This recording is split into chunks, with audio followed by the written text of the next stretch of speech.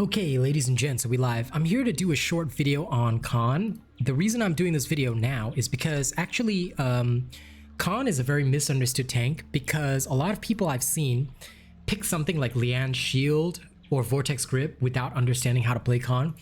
So I'm actually gonna explain the build that I use for Khan, and you'll probably have seen me play him several times on stream. If you guys need a gameplay video, I will try and film one soon. So let me know in the comments. This is just gonna go through the build for Khan and explain how it works, okay?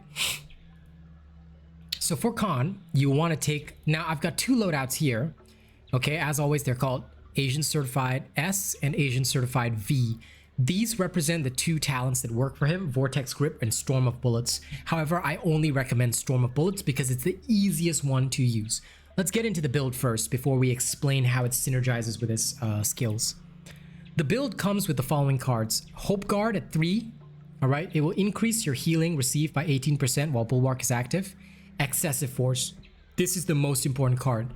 You can choose to drop this to 4 if you want to and put the remaining point into Ready for War.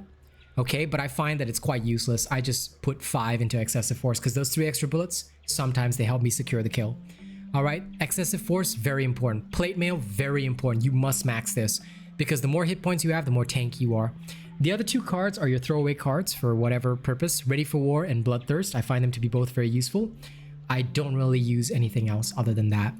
But you can substitute Bloodthirst if you don't want it for literally anything else you want. I just don't really care. Like, you could put in a Vigorous Defense if you want a little bit of extra healing.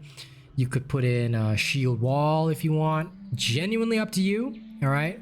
Because this Bloodthirst isn't even necessary, so it will barely even help you. So you can put in Vigorous Defense if you really want to, or whatever. It's a throwaway card.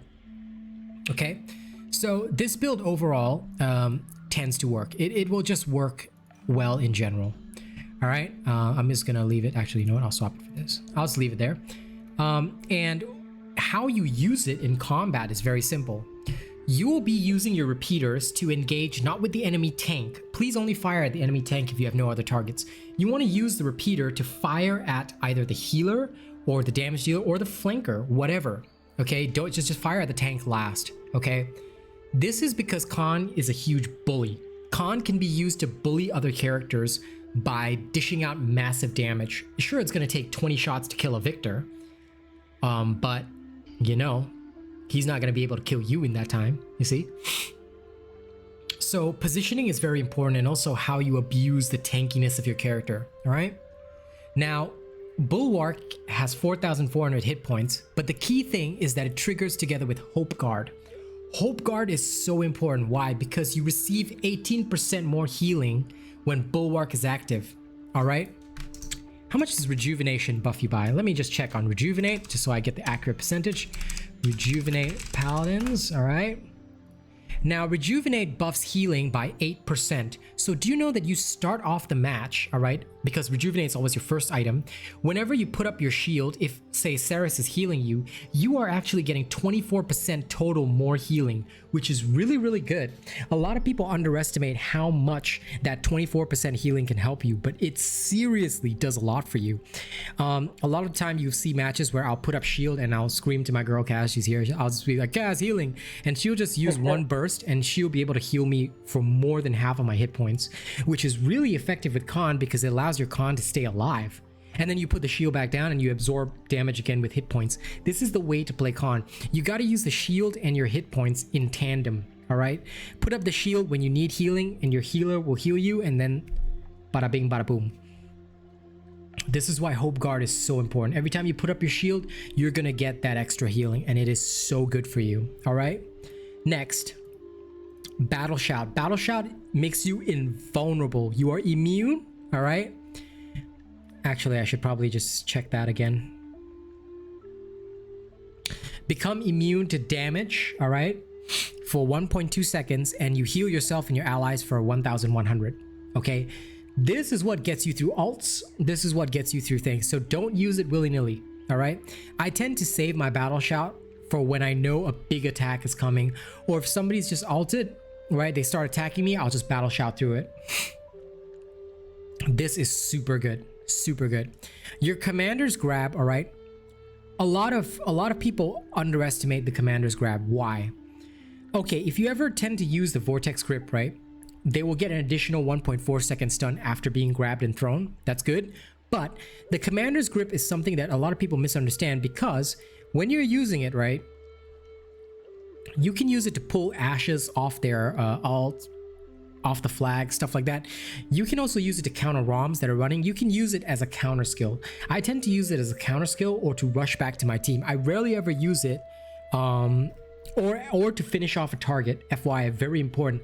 The 600 damage it deals can really just choke slam a target, and it's instantaneous upon gripping. So use it offensively, don't waste it.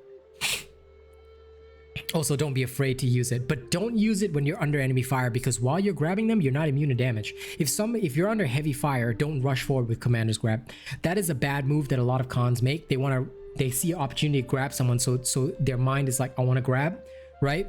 But they waste the time that other people are shooting at them when they could be using their shield to deflect fire, stuff like that, and then just get killed.